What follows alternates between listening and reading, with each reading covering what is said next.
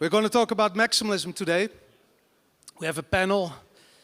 I'm the moderator. We have some awesome speakers, some awesome people in the panel. We have Rizzo here, Mir Liponi, John Carvalho. People I've been following since, yeah, give them a big hand of applause. Yeah, maybe take one of the chairs, sit on the couch. I'm going to move up a little bit closer. Yeah, same couch, same team. So, guys, maximalism. This is, I think, the topic which goes like a red thread throughout the Bitcoin community over the past 13 years. You guys are possibly on the forefront of this discussion. I think maybe we should start out with defining what maximalism is. Mir, do you want to start? Okay, yes. I think it's pretty simple for me personally, because maximalism is kind of the opposite, is minimalism.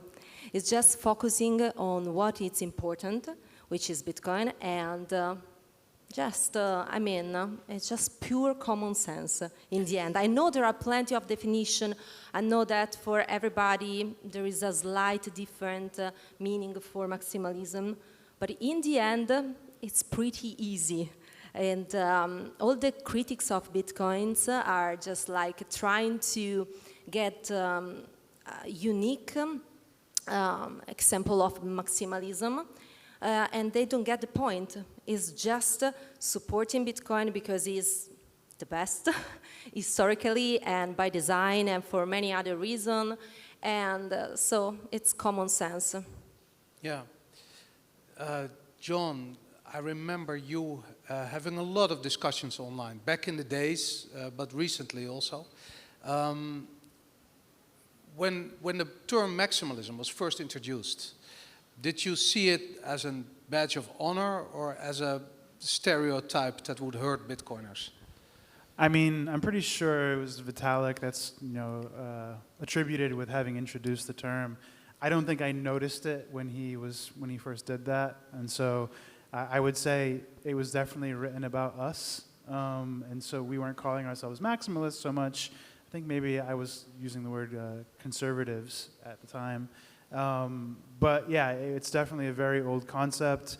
And as far as like defining what it is, I just think Bitcoin maximalism is just understanding how Bitcoin works. It's like a natural, inference. If you know how Bitcoin works, Bitcoin maximalism follows.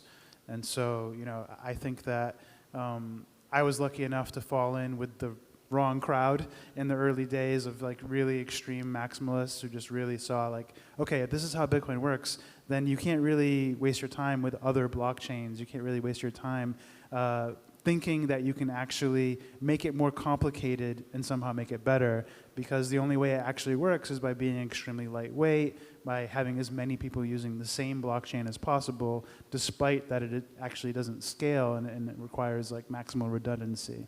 So yeah, a bit of a rant, but just in general, I think maximalism is just understanding the primitives of Bitcoin, really. Yeah. Pete, you recently wrote 2 articles for Forbes magazine. Yeah. What's your opinion on maximalism? Well, I have a bit of a different road to maximalism. I guess just to start to get a sense of the crowd, we heard some applause with maximalism. How many people here actually identify as maximalists? You call yourself a maximalist? Yeah, okay. Okay, a good amount of hands. So a little bit about me. So in addition to working for Forbes and Bitcoin Magazine, I was the editor for CoinDesk for many years, and I will say that I was a bit of a no-coiner.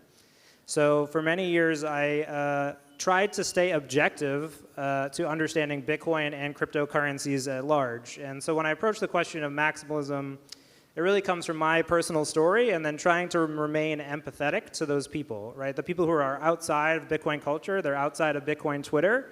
And for them, it's very confusing, right? There was a speaker here earlier who was saying, you cannot distinguish educational materials from marketing materials, right? That's a problem. That's a problem for educating people outside of the space and for growing our movement. So yes, for Forbes, I've been writing some articles about Bitcoin maximalism because I feel passionately about it. One of the reasons I stayed in the space after being very disillusioned from the 2017 grift ICO bubble was that I began to appreciate Bitcoin again. I took the time to do the research and go back to the beginning and then find kind of that passion for what put me on the path of being interested in Bitcoin. So, I am stricter with the definition for Bitcoin maximalism, and I'll read a little bit from the article, but essentially I defined it as being the sum of 3 points. Bitcoin is an invention. All other crypto assets compete with Bitcoin by virtue of their design. The second point, investing in other cryptocurrencies is select one, wrong, stupid, immoral, or uninteresting. Pick your favorite. And then third is that Bitcoin is only limited by human ingenuity, right? I think to be a maximalist, you have to believe that Bitcoin is capable of, replacing what all of the other cryptocurrencies can do, right? Or fulfilling whatever it needs, right? So I tried to air that definition to get more people involved in the conversation because as I've come to a Bitcoin-only perspective, I do think we have to approach the conversation with more empathy. We have to remember that people are starting out from a place of confusion. They're starting out from a place where they're being lied to, misrepresented, and you just have to. I think I will always remember my experience being in that place. All right, yeah, Mir, go. I don't think that empathy and maximalism are two different things. I mean, the majority of maximalists are very no bullshit type of people, very opinionated. But in the end, if you think about it, most of them, they are trying to warn people to not get involved in scams or things like that. So maybe in the end, those are the really empathetic types to other peoples. Right. But I strongly agree also that from time to time, we have to be, as educators, be very nice, but in a good way, very open to understand the struggles that people have when entering understanding Bitcoin, because I know that when you understand Bitcoin, it's easy to be a maximalist, but before you understand Bitcoin, it's going to get some time. I feel that I still struggle with completely understand Bitcoin, so yeah.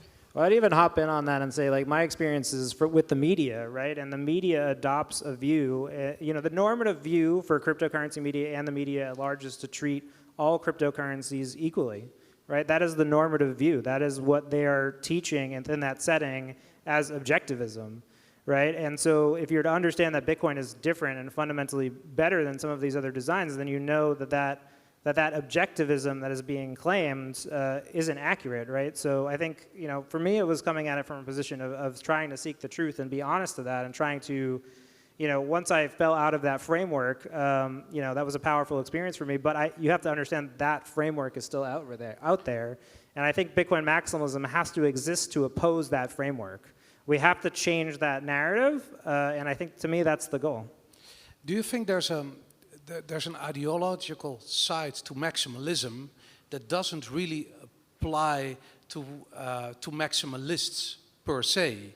I think in one of the articles you wrote, you made a distinction between being a maximalist and maximalism in general. And I can imagine that if you have a discussion with someone about religion, for instance, and that person just keeps pointing towards the Bible and says, yeah, just because it is so because it's written, it doesn't feel like a really strong argument. On the other side, if you actually argue and come to the conclusion that digital scarcity can exist only once, then maybe you can convince or approach the discussion from an intellectual point of view.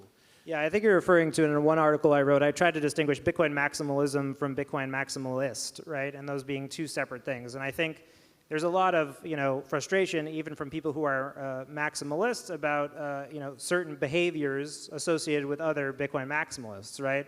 And I think the claim of the people who have been very critical of maximalism, their claim is it is the ideology that encourages people to be like that. Right, these people who are being mean to people on Twitter and they're, saying all sorts of things. It's the ideology of Bitcoin maximalism that encourages that behavior. And I think when you actually look at what Bitcoin maximalism is, which is trying to further Bitcoin and improve Bitcoin and treat it as an invention that is worthy of extending to humanity, you find that they're very different things. And I think we all know that, right? We see tweets, we see things on Reddit, and somebody behaving badly. And we say, oh, that's not maximalism. That person is not being a maximalist when they make, they use a they call somebody a name on Twitter, or they make some argument that's not effective, right? So you do have to split those two concepts. Yeah. I think that maximalism is rational. I don't think it's religious or emotional. I think that's part of what this conflation is saying, okay, these guys are just parroting things they've heard before, and there are newer Bitcoiners that can behave this way. They haven't had enough time to actually learn these things, so they recite them, and so it can make maximalism look bad if you conflate it with people on the internet are mean, but that isn't a Bitcoiner quality. This is an internet quality. And shitcoiners mostly, what they're looking for angles is to claim that we are not open-minded or anti-innovation, because they're looking for you to be open-minded to scams. They're looking for you to be open-minded to mutating Bitcoin in ways that actually make it worse, so they can sell you their coins or create liquidity for their competing coins. All shitcoins are just living in the shadow of Bitcoin. So all behavior from anybody who has an incentive that is related to a shitcoin is always going to find some way to, argue against maximalism. And this is like the easiest signal you'll ever see. If somebody is against Bitcoin maximalism, you automatically know that they are immoral. And I know that sounds like a real sweeping judgment. They're either immoral or extremely ignorant. They either don't understand that their incentives have been compromised and that's why they feel this way, or they're actually trying to get liquidity for their shitcoin. Well, I think in some ways they also don't understand the moral argument, and they equate it with an entrepreneurial argument. They say, oh, I have this great idea for Bitcoin. Why don't I just release it on my own? Why shouldn't I get the maximum benefit for that invention? If it were a great idea for Bitcoin, they'd be doing it on Bitcoin. Right, exactly. Also because I completely agree. Maximalism is very rational, and we have very strong arguments for that. But we keep repeating those arguments since years. And once people don't understand, you don't want to spend some more time in trying to convince people that usually the criticism against maximalism is always the same, is against the people, is against the fact that maximalists are bad people, no bullshit type, they are not empathetic, and so on. So sometimes the only thing you can do is just meme and ignore them, because we have been there for many years, so we try to argument and find strong arguments for Bitcoin and maximalism. But if it doesn't work, you're not listening to us, probably, or you don't understand. I think that maximalists are actually extremely empathetic and extremely caring about people. Just because we aren't nice doesn't mean that we aren't caring or don't consider or aren't considerate.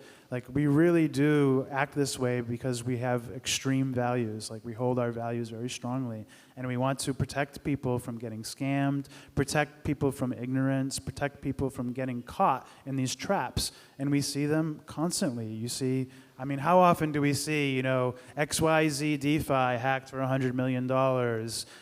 How many cycles do we have to go through where the entire altcoin market gets gutted 98% until people actually think that we're not full of shit? It just doesn't make sense.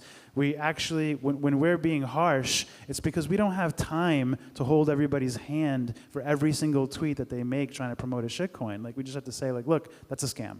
And that's we don't have a full capability to hold every single person's hand every time they invest in a shitcoin by mistake, and we have to humor them. It's just not practical. Yeah, I completely agree. It's just signaling that we have ethics in what we do, in what we think. But we have to be careful, because at this point it could be very easy to mock a maximalist and seems like a maximalist and in reality do things differently. So yes, it's a good... I like Bitcoin, buy my shitcoin. Exactly. So it's easy right now, just with facts. Sometimes we be strong maximalists with strong ethics. Okay, so we want to protect newbies against shitcoins. I completely agree. The problem is that newbies do not understand, they don't know what they don't know. They have to go through their shitcoin process to learn why that is a scam. You said you want to protect people, and I completely agree. My experience is it's impossible to protect people. You also can't make them happy, you can make them rich, they can only do that for themselves. How can you help them through this process of get them through the shitcoins as fast as possible? I just would equate that with like being nihilistic. Like you can't say it's impossible, and you can't say they have to do. In other words, it's like saying you can't teach somebody not to touch the stove and to get burned. Like they just have to touch the stove. Like no, like we are humans. We are evolved. We're not like apes. We can actually communicate things and share our experiences, and we can develop devices and social methods for like being able to discern which advice to take and which people to trust with the advice that they give. And so, for example, like I've been in Bitcoin for 10 years. I have a reputation for like being very maximalist and being right about things that I'm firm on. And so how many times do I have to like shoot down a shitcoiner for somebody to say, hey, maybe what John's saying isn't crazy this time? And so if I can establish reputation where people say, hey, John is somebody you should listen to as a noob, then maybe I can save some time and they get a little bit of benefit of the doubt. Awesome. I don't know if that's practical or likely, but again, it's not my responsibility to protect everybody so much as behave in a way that is like standard with my code. And this is why I think you have to understand maximalism is trying to solve a problem, right? You see these different cycles in Bitcoin and cryptocurrency, and with each wave, the same ideas come back, right? So we're just dealing with the recent 2021 boom. We saw the DeFi, NFT craze. How many of those ideas from that period were just ideas from 2017, just ideas from 2014, just ideas from 2015? Stuff that we've already seen come. People have got on stages like this. They've advertised those ideas. People have written news articles about them, and then nothing comes of those projects, right? Nothing comes of those ideas. Every conferences I'll go to, real estate on the blockchain becomes NFTs on the blockchain, all sorts of things, right? So how do you battle that, right? And I think that's what maximalism tries to solve. And the question I come back to sometimes is there a better way? And I just, I don't know. At this point, this is the solution the market has developed. And what other way do you combat that? What other way? Well, I can imagine that there's ways to do that. And you've been trying that. I mean, I've seen you in podcasts, in articles, in the media talking about maximalism, talking about Bitcoin, basically trying to build this narrative. And then we have these quote-unquote famous Bitcoiners that all of a sudden drop out of the closet as a shitcoiner for whatever reason, and it destroys the narrative, or doesn't it? I mean, you've been writing about that, Pete. Do you want to comment on that, or? I think there are two kinds of people. There are people who exploit ignorance and people who help people, and that's really the difference, And so you can't expect that in a world where people are willing to give trust too easily, that they won't get scammed. And Bitcoin can't be an alternative to Bitcoin. So for as long as there's interest in an alternative to Bitcoin, there will be interest in scams, interest in things that are just inferior to Bitcoin, as far as I can see. So it's not something Bitcoin or Bitcoiners can solve. It's something that basically comes with social evolution. Like people need to be better at being able to decide who to trust when they are in an ignorant state. They have to say, okay, I don't know what I'm doing here, but I have to be good at figuring out who to listen to. And people right now, they use things like how many followers somebody has or how rich somebody is as ways to decide on who to trust. And until humans evolve on that level, or for example, we give things we do with our company, working on things like Web of Trust and reputation, or until we give them better tools to do this, it's going to be a problem. Well, I think they also look at coin market cap and things like that, right? So they look at the market of different cryptocurrencies, and they say, oh, this project must be successful. It's worth this many millions, right? So you also have to deconstruct some of these concepts, right? And I think that's why Bitcoin maximalism has evolved. We have to send a signal to the market that we reject these other concepts. Yeah, people see Bitcoin maximalism as an argument for price. They, especially if they start, the newbies, the Bitcoiners obviously not, but the newbies, the only thing they see is the price. When Bitcoin is 60K, they think they're going to get rich tomorrow. And when it's a bear market, they all become shitcoiners. So that's the hard part about maximalism, is that newbies think that maximalists are talking their portfolio. that they're just selling Bitcoin because they want to get rich tomorrow, because they don't understand there's a world behind that.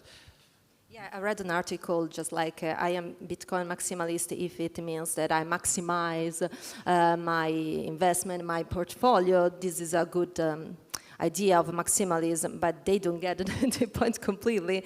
The majority of maximalists I know don't care about the price at all, especially because they have been in the space for many years, so they know that there is a sort of cycles in price, but also in personality. So you were talking before about the fact that some previous maximalists are trying to damage the idea or the narrative of maximalism, but actually in the reality they are making the narrative even stronger in the How's end. that? Because they are, the thing that maximalists are trying to protect, as we were saying before, is newbies and themselves, sometimes from a temptation, crypto temptation, easy money, and scams. It is not that easy because we all know that easy money are usually on these crypto scams. So in the end, these people are just demonstrating that they are following the price and the money and the scams, and sometimes their ego over ethics. Yeah, ego and price. They kill Bitcoin. We can't compete with gambling. You know, if people want to gamble, they're going to gamble regardless of whether everybody is using Bitcoin to save. If people want to gamble, they'll find ways to gamble with high leverage, you know, high risk, high reward, et cetera. The irony is that the most value you could get out of a blockchain would be to have everybody using the same one. And that would be the most sustainable value and the highest increase. So really, all of the distractions with shitcoins are just slowing down the ability for people to converge on one blockchain. And if people just all converged on Bitcoin, they really would all get rich as fast as possible. Now notice none of us up here are making arguments about number go up or this kind of thing. It's not really what Bitcoin maximalism is about per se. But if that is your interest, like if you want the price to go up, put everything you have in savings in Bitcoin and withdraw it from an exchange. Withdrawing from an exchange is another big one too, because when people rehypothecate your Bitcoin, it also complicates the market further and slows it down as well. So withdraw your Bitcoin, keep it in savings, and hold it for as long as you can until you need it, and then everything will go up as high as it's meant to. Yeah. And now you can have shitcoins go up, 100x, but that is not sustainable. So that will get reaped by the market very quickly. Yeah. If you want sustainable value, just hold Bitcoin. Do you think, especially the vocal maximalists, the ones that are in podcasts or doing podcasts themselves, once they start publicly trading shitcoins or being open about shitcoins, I, as a listener, I feel betrayed. How do you view maximalists, and do you think that they shouldn't talk about shitcoins at all? Pete, this is one article that you wrote. Well, I'd say it's very hard to police people's actions. Maybe just as a different trick, and this is a question I've been thinking about maximalism. We'll just try it out. How many people here know what free software is? They are familiar with the term free software? Show of hands. Okay. How many people here only run free software? Okay. Good point. A low amount of people, right? So I think Bitcoin maximalists, we do have to be a little bit wary of being, overly moralistic or explanatory, right? I think you said it the other day, if Bitcoin maximalism is technically correct, then the narrative doesn't matter, right? Eventually the narrative will converge on what is correct, right? And I think we have to also look at these other groups that have kind of tried to make similar arguments before, right? Free software, I think, is a good example of a movement that was very focused on message, and ultimately they weren't able to make that practical for people, right? They weren't able to make it easy and practical, and so I think it's two-pronged, right? You can have the message, and the message can be sound and ethical and moral, but the nature of technology is that we're going to have to work as Bitcoiners and Bitcoin maximalists to also reach that practicality, right? It has to be really easy for people to fall in line with that. Yeah. I see it a little bit differently. I think it could easily be argued that trading itself is immoral. And thus, if you see a maximalist who is supposed to be somebody who's rational, now saying that they trade shitcoins to earn more bitcoins, the idea here is that they're willing to exploit somebody and take food off their table in order to put food on their own. And that, to me, is unethical. I don't think there's any kind of altruistic or service role to be played by a pure trader. They're basically adding liquidity and removing it at will and hoping that they can remove somebody else's in the process. That's not a service to the market. That's, it's just trying to time the market, it's trying to predict the future, and it's ultimately trying to take money from somebody else because they were wrong. And that doesn't provide any type of service. And so I think you could easily argue that trading itself is immoral, and thus trading and providing liquidity and thus use cases to shitcoins is even more immoral, because now you're basically benefiting people that are in the maximum position of those shitcoins, which would be the people that created them, like the VCs, the people that are there to become professional at exploiting ignorance. Mm-hmm. And do you really want to be a part of that? Do you really want to be on their take? Yeah. I don't think that's moral. No. I remember a famous Bitcoin influencer at some point. He published something about shitcoins, and I remember I wrote him under his tweet something like, okay, now you got some money and you can invest in building something for Bitcoin. It could be a nice way to recover from your stupid behavior. And actually, it did that after some months, so kudos to that action. I'm not the police. I'm not judging somebody for trading shitcoins or whatever. I'm not going to tell you if you are aware what you're doing and whatever. You can do that. I feel betrayed a little bit if you always say the opposite, you don't have strong arguments, but I'm not the police, of course. I'm more concerned about, the influence that sometimes those kind of people could have.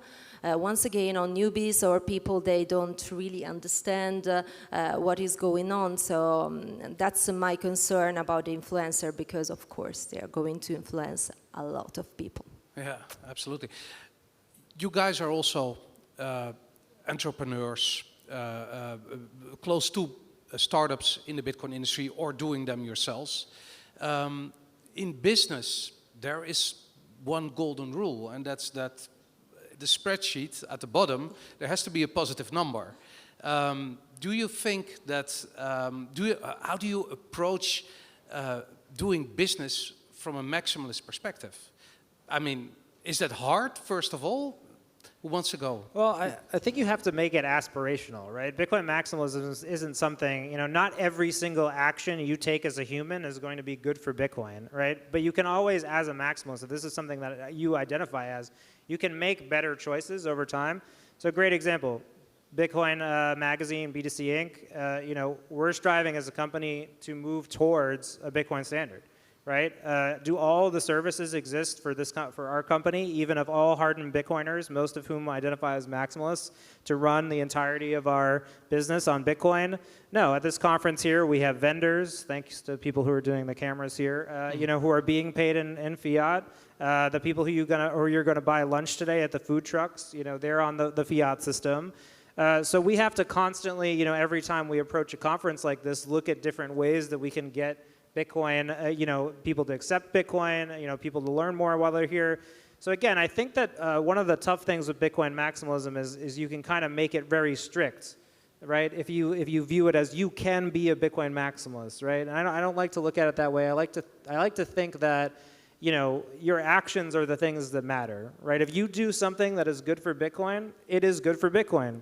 If you do something that's bad for Bitcoin or just completely unrelated. There's a huge amount of your life that is going to be unrelated to Bitcoin, during which times you're not a Bitcoin maximalist, right? You're just not actively doing anything good for Bitcoin. You might not be running the software. You're not making a trade with anybody. So I do think that the system has become a bit restrictive in that way, right? By even enforcing the label so staunchly on other people, we lose sight of really what matters, which is the actions, and that they're individually either, again, if we do think that Bitcoin is going to be this tool for human freedom, if we do think it needs to advance now, if we do think all these other cryptocurrencies are holding us back, then we have to act now, and the only thing you can do is control your action, your next action. Yeah. right? And sometimes you may make a mistake, right? And so maybe these influencers that you're talking about, maybe they'll make a mistake, maybe they'll learn. I just think, again, we have to be empathetic. Yeah. I think that shitcoins like corrupt the very nature of your question.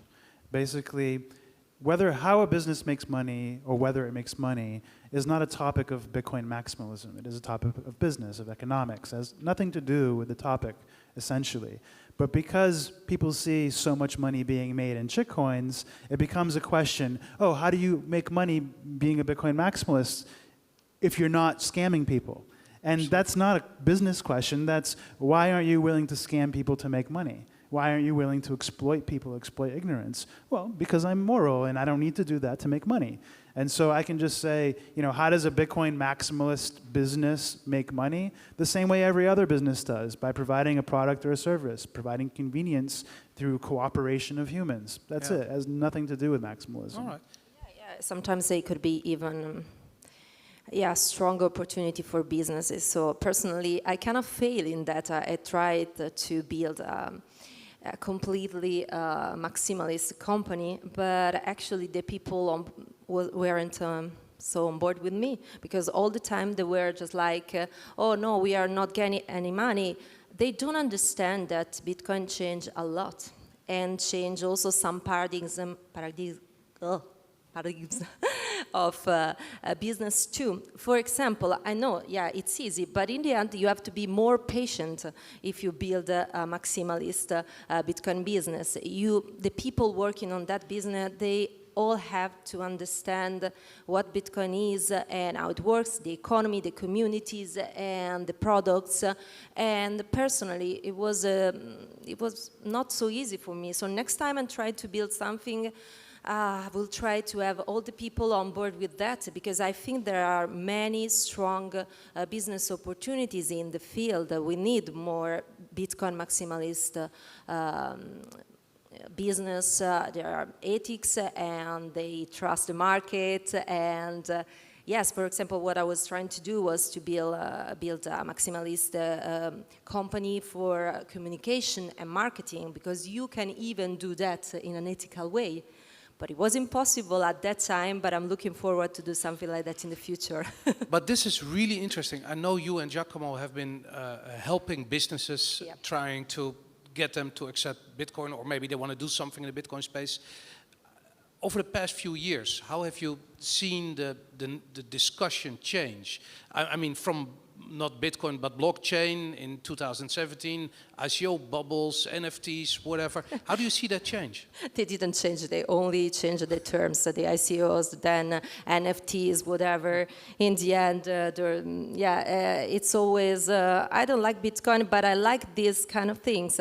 I don't like Bitcoin, but I like blockchains or whatever. Can you do that, but without Bitcoin? So once again, all over the time is that I feel just like we are still at the same point, personally, in business. I'm not discouraged, but I come to accept that it's a very, very tough path for the majority of people. It takes time, and for us too to wait.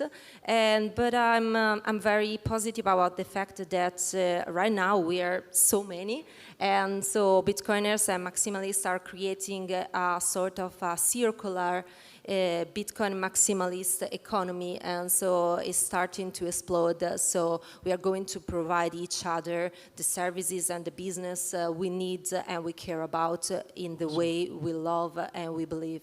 Awesome. John, do you notice a shift in the narrative, talking to business partners or maybe potential customers, changing from, for instance, these old narratives, Bitcoin not block or blockchain not Bitcoin, going more towards maximalism? I mean, I don't tend to talk to shitcoiners, so the narrative is only going to shift. You just walk away. I can tell you signals that I have noticed. Like, for example, last year there was definitely a trend with more VCs wanting to invest in, say, Lightning companies. Yep. So there's more investment money interested in Bitcoin than prior. Probably still not anywhere near what's going into shitcoins, but definitely a notable change there. I don't know. I think things will shift naturally because I do think it is a rational thing. Like in the end, like she mentioned circular economy, that's part of Bitcoin maximalism as well. Like the concept of circular economy is very simply minimizing conversion. And so if you have many chains, you will need much conversion. And it's just a total inefficiency. So that means there's another incentive there that is not related to having a highly usable money. The incentive, again, is exploiting people or trying to reap some kind of benefit in the short term.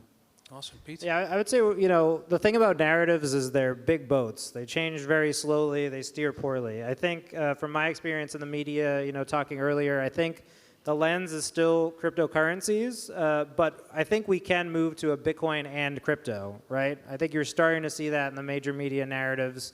You know, people associate the Bitcoin first, Bitcoin only movement. They see Michael Saylor, they see Jack Dorsey, they see Nayib Bukele, right? They see these kind of, you know, the bigger figures in the space, you know, following Bitcoin and trying to push forward that vision. And I think we have to remember that's where we are right now, right? We are at Bitcoin. The best we are is at Bitcoin and crypto. And again, if we're right over time, you know, that narrative will shift. All right. I think one other thing that we can do is continue to dismantle their narratives. And so, like, I formed this company, and one of the things that we try to focus on is disproving blockchain use cases. So if there is something interesting that people think should be solved by a blockchain, we aim to show that, okay, that is interesting, but here's how you can do it without a blockchain, showing how it actually could be done more efficiently because you don't need this conversion, this inefficiency of attaching a blockchain to it just to scam people. And so a big thing that, like, I'm focused on and our whole team is focused on is showing, yeah, you can solve Web3 without a blockchain. You could really solve NFTs without a blockchain. You can solve tokens without a blockchain. You can solve any of this stuff without a blockchain if your incentives are actually true and not about scamming people, essentially. Good point. Incentives. It's all about incentives. I think we have time for some questions from the audience. You guys have questions? Yes, there's a hand over there. Hey. Yo.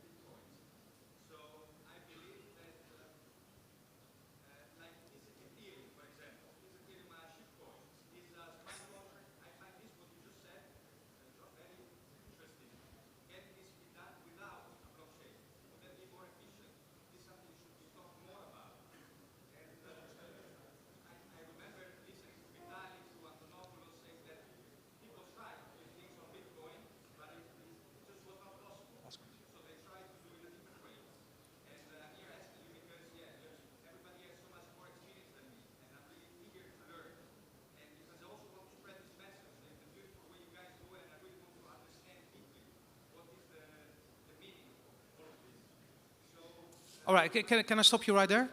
Very important question. Is Ethereum a shitcoin? Yes. Yes. Okay. Is that a good answer? Yes, that's the only answer.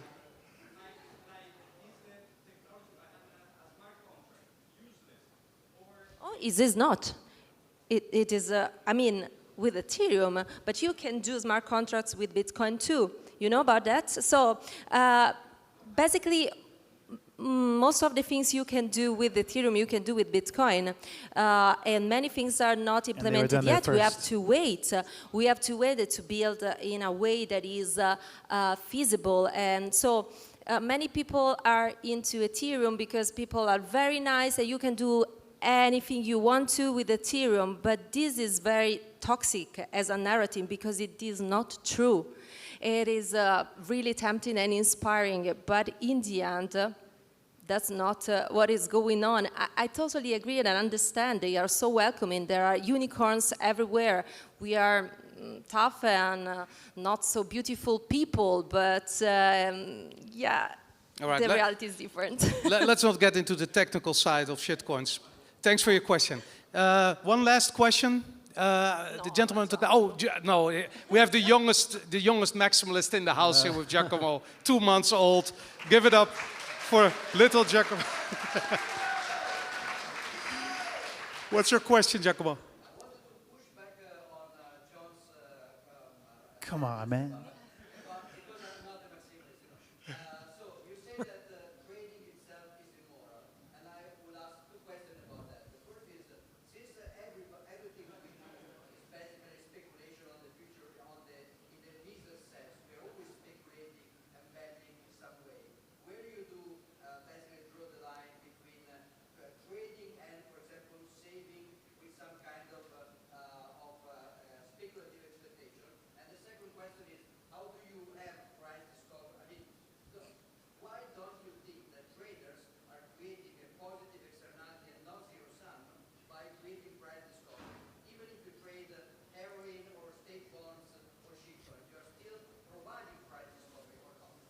Because it's redundant. It's not actual commerce. You can get price discovery through actual supply and demand. You don't need like supply and demand of supply and demand. You don't need a stochastic of it in order to get price discovery. And so I think that the immoral aspect comes from just basically that it is a zero sum. It may even be, I'm not, expert on this. There might even be negative, externalities to this that make it worse than zero sum. But just generally speaking, like your injection of and removal of liquidity is always going to be like a redundant action. And so the best you can hope for is behaving in a competitive way that reduces the resources of somebody else. And so this comes down to like basic, primitives of society is, do you want to cooperate or compete? Now, neither of those is immoral, but competing gets involved with non-aggression principles, right? And so in order to compete, somebody has to begin the competition and aggress. And if you're competing in such a way where you take what the other person has, this is a zero-sum kind of competition, and thus is much more likely to be immoral than a cooperation where people are meeting on their own terms mutually. Awesome. All right, guys, I think we're out of time. Thank you very much. People, please give it up for Pete Rizzo, John Carvalho, and Mir Liponi. Thanks. Thank you. Thanks, guys.